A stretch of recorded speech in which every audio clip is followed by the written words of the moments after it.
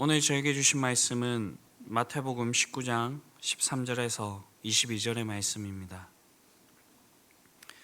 마태복음 19장 13절에서 22절의 말씀을 저희가 합독하여서 함께 말씀을 나누도록 하겠습니다. 그때 사람들이 예수께서 안수하시고 기도해 주심을 바라고 어린아이들을 데리고 오매 제자들이 꾸짖거늘 예수께서 이르시되 어린아이들을 용납하고 내게 오는 것을 금하지 말라. 천국이 이런 사람의 것이니라 하시고 그들에게 안수하시고 거기를 떠나시니라. 어떤 사람이 주께 와서 이르되 선생님이여 내가 무슨 선한 일을 하여야 영생을 얻으리이까? 예수께서 이르시되 어찌하여 선한 일을 내게 묻느냐? 선한 이는 오직 한 분이시니라. 내가 생명에 들어가려면 계명들을 지키라. 이르되 어느 계명이오니까? 예수께서 이르시되 살인하지 말라, 간음하지 말라, 도둑질하지 말라, 거짓 증언하지 말라, 내 부모를 공경하라, 내 이웃을 내 자신과 같이 사랑하라 하신 것이니라. 그 청년이 이르되 이 모든 것을 내가 지키었사온데 아직도 무엇이 부족하니이까? 예수께서 이르시되 내가 온전하고자 할진대 가서 내 소유를 팔아 가난한 자들에게 주라. 그리하면 하늘에서 보화가 내게 있으리라. 그리고 와서 나를 따르라 하시니 그 청년이 재물이 많으므로 이 말씀을 듣고 근심하며 가니라. 아멘. 네, 오늘 본문은 예수님께서 어린아이들에게 안수하시는 이야기와 재물이 많은 청년의 이야기가 나오고 있습니다. 13절을 보게 되면 예수께 안수하고 기도해 주심을 바라고 아이들을 데리고 온 사람들을 제자들이 꾸짖는 장면이 나오고 있습니다. 아마도 제자들은 예수님께서 쉬지 않고 강행군을 했기에 예수님께서 많이 지치셨을 거라 그렇게 생각을 하고 그 사람들을 꾸짖으셨을 수가 있습니다. 또한 지금 제자들이 가는 그 길은 예수님과 제자들이 가는 그 길은 예루살렘으로 가는 그 길이었기 때문에 예루살렘에서 하시고자 하는 그 사역에 차질이 생길 수도 있다라고 하는 그 생각 때문에 제자들이 이렇게 행동했을 수가 있습니다. 왜냐하면 오늘 본문의 상황을 보게 되었을 때에 예수님께 나온 그 사람들이 한두 사람이 아니었을 것이기 때문입니다. 어린아이들을 둔 많은 부모님들이 두 번 다시 만날 수 없는 기회를 놓치지 않으려고 각 집마다 아이들을 데리고 달려왔을 가능성이 큽니다. 그래서 제자들은 예수님을 보호하기 위하여서 다음 사역을 위하여서 이렇게 아이들이 데리고 온 사람들을 꾸짖었을 수가 있습니다. 그런데 예수님의 반응은 아이들이 데리고 오는 사람들을 꾸짖은 그 제자들을 꾸짖고 계십니다. 왜 이렇게 하신 것일까요? 상황만 놓고 본다면 예수님과 동고동락하면서 여러 시간을 보내고 고생한 제자들, 이 제자들을 한 번도 본 적이 없는 부모와 아이들을 위해서 꾸짖고 계신 것입니다. 예수님께서 이제 유대사회에 이름을 알리시고 인기가 많아져가지고 대외적으로 이미지 관리를 하셔야 해서 그러셨을까요? 아니면 제자들이 이렇게 행한 것, 그 예수님을 배려하는 그 마음을 몰라서 그렇게 하셨을까요? 분명한 것은 그것은 아니다라는 것입니다. 그렇다면 예수님께서 이렇게 하신 이유가 무엇일까라고 했을 때 예수님께서 왜 이 땅에 오셨는지를 우리가 생각해 보면 그 의미를 분명히 알 수가 있습니다. 예수님께서는 메시아로 이 땅에 오셨습니다. 그 말은 온 세상의 구원자로 오셨다라는 것입니다. 하나님께서 예수님을 보내신 그 목적은 사람들로 하여금 믿고 멸망치 않게 하기 위함입니다. 예수님께서도 친히 자신이 오신 그 목적에 대해서 말씀을 하셨는데 인자에 온 것은 잃어버린 자를 찾아 구원하려 함이라 라고 그렇게 말씀하고 있습니다. 따라서 예수님의 최대 관심사가 무엇인가 라고 하였을 때에 바로 영혼들을 구원하는 것입니다. 그래서 예수님의 사역을 보게 되면요, 예수님께 나오는 사람들에게 이렇게 죄 용서함을 베푸시는 그런 일들도 있지만, 예수님을 찾아오지 못하는 그런 상황에 놓여 있는 자들을 찾아가셔서 그들을 구원해 주시는 것을 볼 수가 있습니다. 그런데 제자들은 제 발로 찾아오는 사람들조차 예수님께 나아가지 못하도록 방해를 했던 것입니다. 이에 예수님께서 그들이 나에게 오는 것을 허용하라 라고 그렇게 말씀을 하십니다. 그와 덧붙여서 천국이 이런 사람의 것이니라 라고 그렇게 말씀을 하십니다. 오늘 이렇게 말씀하신 예수님의 말씀은 처음이 아니었습니다. 이와 비슷한 말씀을 마태복음 18장 3절에서도 하신 적이 있습니다.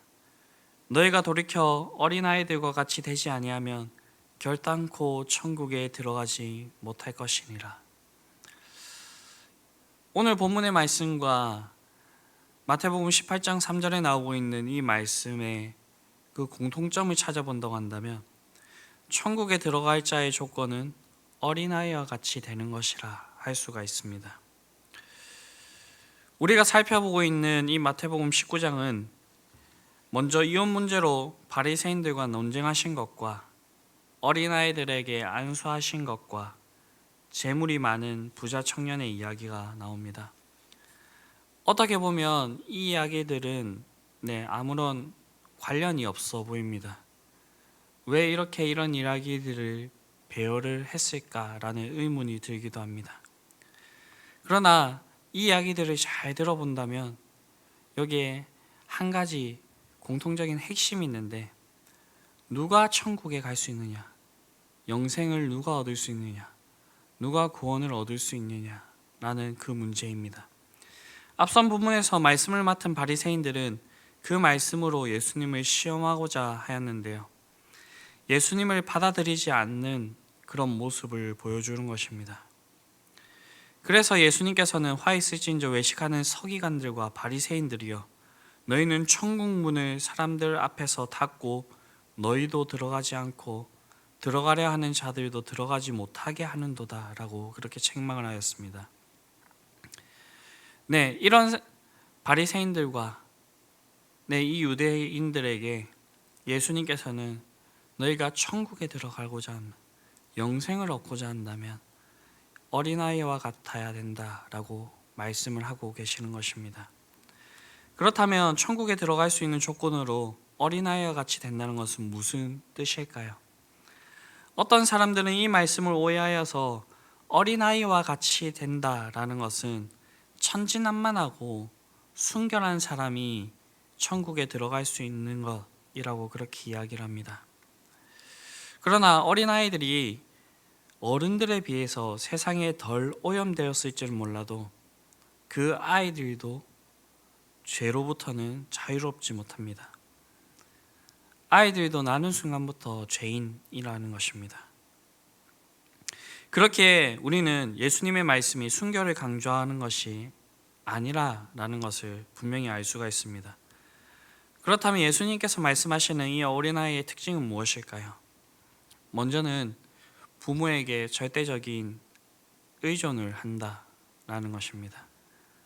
아이들이 부모를 떠나서 살 수 없는 것 같이 아이들은 부모에게 절대적으로 의존을 한다라는 것입니다. 다음으로는 부모님의 말씀에 순종한다라는 것입니다. 마지막으로는 가르침을 받아들이는 데 있어서 단순하다라는 것입니다. 어제 본문의 바리새인들과 같이 말씀을 맡은 자들이었지만 사람의 전통을 가지고 하나님의 뜻을 왜곡하여 전혀 다르게 지키고 다른 사람들도 올무에 걸리게 하는 것이 아니라, 어린아이가 부모를 절대적으로 의지하듯이 자신의 연약함을 인정하여서 하나님께 나아가고 하나님의 뜻에 절대적으로 순종하며 진리의 가르침을 단순한 마음으로 받는 자가 천국을 소유할 수 있다라고 그렇게 말씀을 하신 것입니다. 이어지는 16절에 예수님을 찾아온 어떤 사람이 나오고 있습니다. 여기서 어떤 사람으로 언급되고 있지만 이 사람은 오늘 본문을 통하여서 보면 청년이고 부자였으며 병행하고 있는 누가복음 18장 18절에 의하면 어떤 관리, 즉 산헤드린의 공회원이었음을 그렇게 알 수가 있습니다. 당시 유대 사회 전반에 흐르는 분위기를 감안할 때에 이런 사람이 예수님을 찾아온 것은 대단한 용기와 결단이 필요로 하는 일이었습니다. 왜냐하면 예수님의 사역의 그 말미에 이르게 될 때에 이 종교 지도자들은 예수님을 달가워하지 않는 데다가 이 예수님을 적대시했습니다. 자신의 사회적인 지위에 악영향이 미칠 수 있는 그런 일이었습니다. 이것을 저희가 니고데모의 경우에서도 볼 수가 있죠. 니고데모가 밤에 몰래 예수님을 찾아온 그런 사실을 통하여서 우리는 이런 것들을 확인해 볼 수가 있습니다. 그러나 이 청년이 예수님을 찾아왔습니다. 왜냐하면 이 청년에게 있어서 영생의 길을 아는 것이 자신이 가지고 있는 것보다도 더 소중했기 때문입니다. 당시 유대인들 사이에서는 내세, 다음 세상에 대한 사상이 폭넓게 자리하고 있었습니다. 하지만 많은 사람들이 그 정확한 길에 대해서는 알지 못하였습니다. 누가복음 10장을 보게 되면 이 청년이 이전에 한 율법사도 동일한 질문을 하였습니다. 유대 종교 엘리트들 중에서도 이 문제에 대해서 확신을 가지지 못한 사람들이 많았다라는 것입니다. 당연한 것이 이 유대인들은 이 구원의 문제에 대해서 잘못 접근하고 있었기 때문입니다. 누가복음에 나오고 있는 그 어떤 율법사도 내가 무엇을 하여야 영생을 얻으리이까? 오늘 본문 16절을 보더라도 내가 무슨 선한 일을 하여야 영생을 얻으리이까? 라고 그렇게 물어보고 있습니다. 이 물음은 당시 유대인들의 그 전형적인 그런 구원관을 보여준다라고 얘기해 볼 수가 있습니다. 즉 당시의 유대인들은요, 선을 행함으로써 구원을 얻는다라고 그렇게 생각을 했습니다. 그래서 그들은 율법을 수행하면서 열심히 자선도 베풀었습니다. 본문의 재물이 많은 청년도 율법을 행하고 자선을 베푸는 그 일에 정말 최선을 다했던 것 같습니다. 그래서 자신 스스로가 떳떳하였기 때문에 예수님의 말씀에 이 모든 것을 내가 지키었사온데 아직도 무엇이 부족하나이까? 라고 그렇게 반문하고 있습니다. 이에 예수님께서는 내 소유를 팔아 가난한 자들에게 주라. 그리고 와서 나를 따르라 라고 말씀하고 있습니다. 왜냐하면 영생을 얻는 것은 이런 선행을 베푸는 것, 선한 일을 하는 것, 그런 인간의 행위로는 불가능한 일이기 때문입니다. 그래서 사도 바울은 생명에 이르게 할 그 계명이 내게 대하여 도리어 사망에 이르게 하는 것이 되었도다라고 탄식을 하였고요. 율법의 행위로는 그의 앞에서 의롭다 하심을 얻을 육체가 없나니 율법으로는 죄를 깨달음이니라 라고 그렇게 얘기를 하고 있습니다. 그렇습니다. 행위로는 누구도 구원에 이르지 못합니다. 만일 누가 행위로 구원을 얻을 수 있다라고 한다면 예수님께서 이 땅에 오실 필요도 없었고요. 굳이 십자가를 지실 그런 이유가 없었습니다. 성경이 말하는 유일한 구원의 조건은 무엇입니까? 그것은 오직 믿음입니다. 성경은 주 예수를 믿으라. 그리하면 너와 내 집이 구원을 얻을 것이라 라고 말씀하고 있고요. 또 영접하는 자, 곧 그 이름을 믿는 자는 하나님의 자녀가 되는 권세를 주셨다라고 그렇게 말씀하고 있습니다. 모든 사람은 예수님을 믿는 믿음을 가져야 구원에 참여할 수 있는 것입니다. 구원은 믿음으로 말미암아 주어지는 하나님의 은혜의 선물이기 때문입니다. 그래서 예수님께서는 이 모든 소유를 팔아 사람들에게 나누어 주고 와서 나를 따르라 라고 얘기를 하셨습니다. 그러나 이 청년은 재물이 많으므로 이 말씀을 듣고 근신하며 예수님을 떠나갔다라고 그렇게 얘기를 하고 있습니다. 이 청년은 예수님의 그 말씀을 온전히 받아들이지 못했다라는 것입니다. 우리가 살아가는 동안에 우리에게 복음의 말씀이 전해지게 됩니다. 그때 우리의 반응은 둘로 가뉘게 됩니다. 이 말씀을 받아들이는 사람과 그렇지 못한 사람입니다. 이 말씀을 받아들이는 사람이 어떠한 사람인가 라고 했을 때 오늘 본문에서 말씀하고 있듯이 어린아이와 같은 사람들이 이 말씀을 받아들일 수 있는 사람이 되는 것입니다. 하나님을 인정하고 의지하고 하나님의 뜻에 순종하며 진리의 가르침을 단순한 마음으로 받아들일 수 있는 그런 사람이 천국에 갈 수 있는 사람, 영생을 소유한 사람, 구원을 받은 사람이 된다라는 것입니다. 오늘날 이러한 은혜가 우리에게 임하게 된 줄로 믿습니다.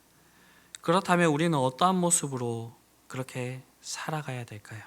그것은 우리는 이 부자 청년이 하지 못하였던 것처럼 주님을 온전히 따르는 그러한 삶을 살아야 될 것이고요.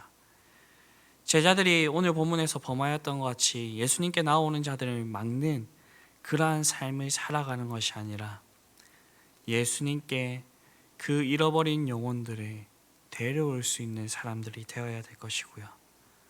바리새인들과 같이 먼저 믿고 말씀을 맡은 자로서 그런 자부심을 가지고 그 말씀으로 예수님을 시험했던 그런 자들이 되는 것이 아니라 말씀을 맡은 자로서 그 말씀으로 많은 사람들을 예수님께로 이끄는 그런 사람이 되어야 된다라는 것입니다. 이러한 모습들이 이런 구원의 은혜를 받은 사람, 천국의 소유한 우리들에게 풍성히 있을 수 있게 되기를 바랍니다. 그렇게 하여서 우리가 살아가는 그 삶 가운데 정말로 주님을 온전히 따르며 주님의 복음을 온전히 나타내실 수 있는 저와 여러분들이 될 수 있게 되기를 간절히 바랍니다.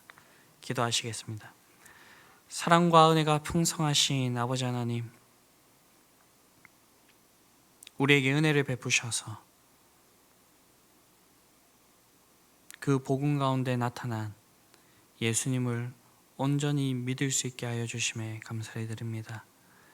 하나님 아버지, 우리가 이 은혜를 기억하며 천국을 소유한 자로서 말씀을 맡은 자로서 예수님을 따르는 제자로서 그러한 삶들을 온전히 살아낼 수 있게 되기를 바랍니다. 구원이 우리에게 임한 것이 값없이 주어주시는 은혜로 주어진 것이 우리가 이러한 삶을 살 수 있는 것도 전적으로 주님을 의지하고 주님의 말씀에 순종하고 그렇게 나아가야 되는 어린아이와 같은 모습이 우리에게 있어야 될 줄로 믿습니다. 이런 모습들이 우리의 신앙의 연수가 더해지면 더해질수록 더욱더 선명하게 나타날 수 있도록 하여 주시옵시고, 마태복음 19장에서 말씀하고 있는 이런 잘못된 행동들이 우리에게는 나타나지 않게 되기를 간절히 바라오니 주님께서 우리를 붙들어 주시고 함께하여 주시옵소서. 오늘 우리에게 새로운 날을 허락하여 주셨으니 우리의 삶 가운데 이러한 모습들을 온전히 나타내 보이기를 원합니다. 주님, 오늘의 삶 가운데서도 우리와 함께하여 주시며 우리를 온전히 붙들어 주시옵소서. 이 모든 말씀 우리를 구원하신 예수 그리스도의 이름으로 기도드립니다. 아멘.